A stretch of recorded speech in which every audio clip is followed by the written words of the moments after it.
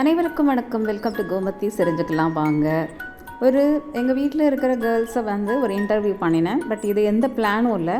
பட்டு இந்த Gayatri final year பிகாமில் இருக்கா.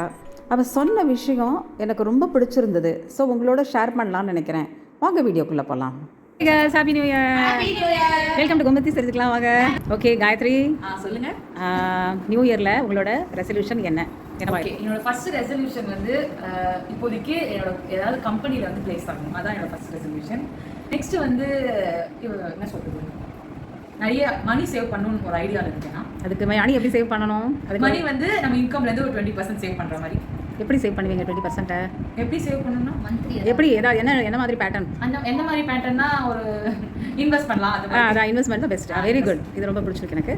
இன்வெஸ்ட்மெண்ட் பண்ணி கண்டிப்பாக 10% ஆகுது சேவ் பண்ணணும் அப்படிங்கிறது கண்டிப்பாக வேணும். நீங்கள் 20% சொல்லியிருக்கீங்க. I really appreciate. Very good.